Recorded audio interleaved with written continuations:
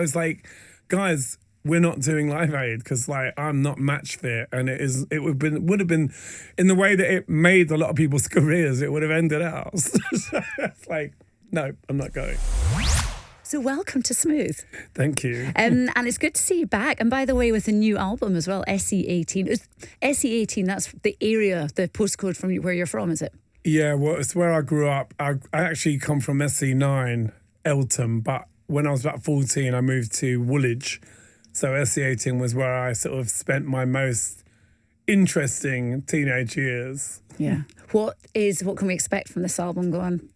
Because presumably when you're working an album, you work on it for quite a while. So it's everything you want it to be by the end of it. Well, I write all the time, so I don't necessarily sit and work on an album. I write songs every day. I'm always working on music. So I actually, this is coming out on vinyl and CD only, so it's not going to be streamed because it feels like it's time to have a different relationship with my audience, like things they can hold. They like records. And I think that the streaming thing, it's just weird what gets streamed. Last year, my biggest streaming song was The Crying Game. I didn't even write it. It's a great song, but I didn't write it. So I feel like by putting stuff out just on vinyl and CD, it's kind of old school. It means that people that want physical product can have a different experience with the music. And this record is, it's a pop record. It's a reggae vibe. It's very summery. It's very joyful, positive. It's, spreading really the same message that I started with. Really, nothing's changed. Here we are in a circle, having the same conversations we had 30 years ago. It's insane. I know. Well, you say 30 years ago. It might be a little bit more than that now, if we're going to be I think accurate. it's longer than 30. It's about 45 or something. Thing is, though, was there ever a plan B, George, by the way? I mean, because obviously, pretty much your entire adult life, this is what you've done. We've known you since early 80s. Yeah. What do you think you'd have done had it not been this? I think I'm lucky because I DJ, I make art, I do theatre. I'm very open to different challenges. I get bored easily and I like working. So I never, ever, like people say, you're tired. I'm like, no. Because I feel like, when I'm tired, I know how to do nothing. Put on Downton Abbey, watch it, But I love working and I'm very lucky to do what I do. I just get a lot of pleasure out of being me.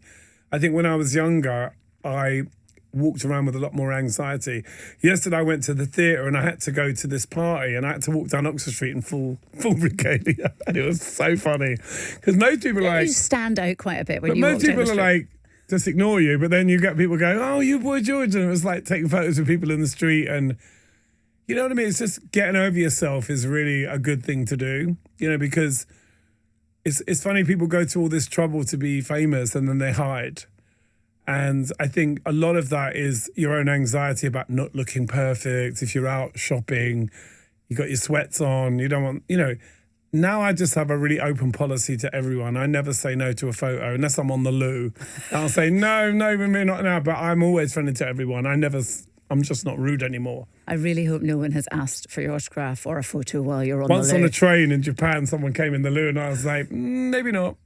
Wait till I come outside. That's not your favourite time to be asked, let me tell you. No, wash my hands, come on.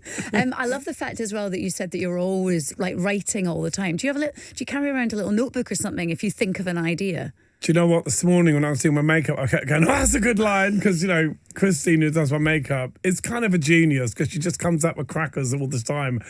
And, the trick is to kind of, when you hear something, oh, that's a great line, write it down. People always say to me, you turn everything into a song. But I'm like, that's what everyone does. But some people sit down and do it, in a writing session. But I'm doing it all the time. So if I hear a great comment from someone, I see something on a poster, I'm like, oh, that's interesting. That could work as a chorus. So I'm always looking for not only things to write about, but also things I haven't written about. So what is there else to say? There's so much to write about that we stick to the rules a lot of the time, and I try not to do that. But then I guess that's why it's important to mix things up and try new things. This is what you're saying. You're always up for doing something. I mean, documentary. That's exciting. And they just had the premiere just recently in New York. In New York, yeah. You weren't able to I go. wasn't able to go because my visa ran out on the 30th, so I had to scoot out of America. But that is the least glamorous answer to that question. It's true. And Roy and Mikey were there, and they said it was hilarious because obviously watching it with a crowd, you know, there's a lot of humour. The beginning of it's hilarious. Then it gets a bit serious towards the end, you know, but the beginning is so funny, just like the one-liners. They found this footage of me, like before I got famous, where people are heckling me, and I'm like, I'll get laughs. I'm going to spend the money on more makeup. Just hilarious, you know, because I forgot that, like, before we got famous, people were like, what do you look like, you know, and all that. And it was so funny. And then suddenly we became famous, and people were like, oh, you're famous. But there was a lot of stuff that happened before that was hilarious, and they managed to find some of it. It's very funny to watch it. That's amazing if you're doing a documentary and they do find all this footage. And in fact, I think the director said that she was surprised how forthcoming everyone was telling the story as well. But it must be quite interesting. It must feel, because it is quite a long time, it's 40 odd years. Yeah. It must feel like when you're remembering all these events that sometimes it feels like a different life, or that you've made it up in a wee bit way. Sometimes other people tell stories and you're like, I don't remember you being the hero. You weren't wearing a cape when I was there. Like, people change history. But what you got to remember with, it's like, you know, the documentary isn't for me. It's not made for me. So I don't have to feel anything particular about it. I mean, bits of it made me very, like, sentimental, made me laugh. There was some things that I thought were really important. Like, they talk a lot about the bands that influenced me, Susie and the Banshees, Polly Styrene, all these characters, a lot of women actually that I was obsessed with when I was like a teenager. You know, so it was nice to see that talked about. And in fact, one of the funniest things in the documentary is I actually say, I'm a goth that ended up in a pop band. I wanted to be in Susie and the Banshees and I ended up in Culture Club. It is hilarious. Yeah, well, it's a good thing because we've had some pretty good music out of it. In fact, it's interesting, and I think it's one of the things that we heard about, and it's come through the documentary, that you talk about Live Aid and Band Aid. And was it you that planted the seed for Live Aid to Bob when you were recording Band Aid? Maybe, I don't know. I definitely don't think I can take credit for that, but the reason I didn't do it was because I wasn't well. I was a mess. So it would have been the worst thing I could have done. So I was like, guys, we're not doing Live Aid because, like, I'm not match fit, and it would have been in the way that it made a lot of people's careers. It would have ended out. So it's like, no, I'm not going. So I mean, it's such a shame, though. It's such a shame. It is, but you know, I'm kind of like very much about now. I don't kind of sit around going, oh, I wish I'd done that. I'm just excited about what I'm doing now. I don't live in the past. You know, it's just not, it doesn't exist. I love the fact that you were treading the boards on Broadway, Moulin Rouge. I mean, when I think of you in that role, it feels like it's just a role that's for you. Will you do that in London at all? I might go back to America. We'll see. I mean, you know, I need definitely a break from it because repetition is really good, you know, because it makes you, you know, better at what you're doing when you're acting. But, you know, there's a point where I'm like, I want to do something else now. So I'm going to be in IB for next week DJing. I just love variety and, you know, I get bored very quickly. Yeah, I know that's the thing when you do a stage show as well. It's like 8 performances a week as well? Yeah, 8 shows a week. But, you know, you get into the routine of it and, you know, you can't have a social life. Like, I saw more people from the UK that came out to see the show than I did of any of my American friends because you just have no time to socialise. Monday, every theatre is closed. You're horizontal. You can't move. I got Tuesday off as well, which was great. So, but on the whole, you're there to work, you know, and you don't have time to hang out with anyone. Yeah.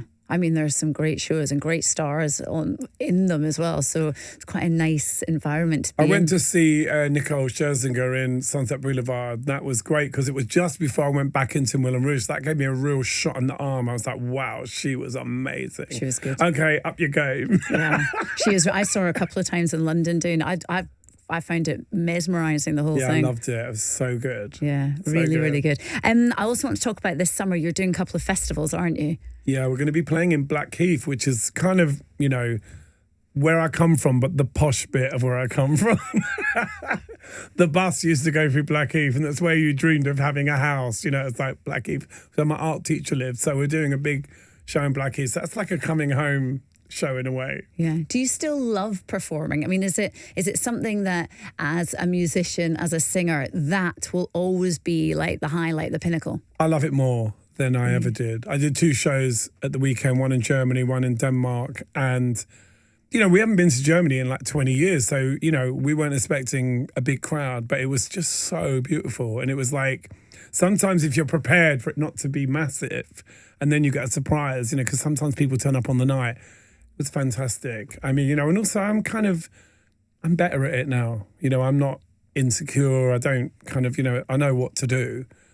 And I really enjoy kind of engaging the audience. And we play everything. We play old stuff, we play new stuff, we play covers. We really have a lot of fun with it. And you have to kind of just, that thing of walking out and saying, oh, it's a tough audience. I mean, it's a ridiculous thing to say because not everybody can be tough, But I think if you walk on with I've got this, I know what I'm doing. And they see that because people love confidence. They don't want to feel uncomfortable. They want you to be enjoying yourself. And if you are, you can just hold them in your hand. Yeah. And especially, there's so much music out there to go and see. When people come to see you, they're there because they want to see you as well. So it must be really lovely to know that. Yeah, I feel like for me, like trying to, doing a new song is like, never say it's a new song. Just don't bother with that information because it's like puts everyone's backs up. But it's funny. Just tell them what it's called, tell them what it's about. Say it's off an album they never bought. Because quite often you go to a gig, this probably wouldn't happen with you, and someone will go, it's the new song, and everyone goes, oh, sit down. That's the thing, though. You've got to, the thing is, it's really important to play new music. I mean, obviously, if it's not good, it doesn't matter. But if it's good, and you engage the audience and you tell them what it's about, because there's no new music. Everything already exists. This idea that, I'm inventing something new, it's not. It's words and a melody, bit of guitar, bit of bass. It's not rocket science. Okay, well, we'll hear your new music soon. SE18 is coming out. What's the rest of the summer got in store for you and the rest of the year, 2025? A bit of DJing.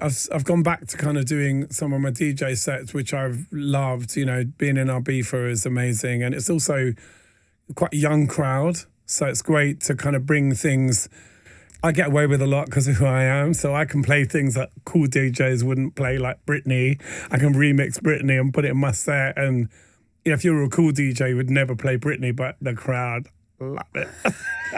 Everyone loves a bit of Britney, don't they? It's about landing the biggest tune. Actually, last week in Ibiza, I've done a remix of Messy, the Lola Young track. Yeah. It was insane. Everyone's singing along. It was so great, So I make a lot of the music I DJ. I make it so that I have stuff that other people don't have. And, it's about reading the crowd, giving people what they want, but also educating them a little bit, taking them somewhere different, Yeah. Oh my goodness, so you're going to spend quite a bit of time out in the sunshine. Absolutely. Avoiding the sun. No, shush. How can you go to Ibiza and avoid the sun? No, I love it, but I don't sit in the sun and, I'm a little bit careful because, I'm like, protect my skin. Which is what we should all do. That's it. It's so lovely to have you back on Smooth. Thank you so much for coming in. Good luck with the album. Thank you. I look forward to chatting to you again. It's Boy George. Thank Cheers. you.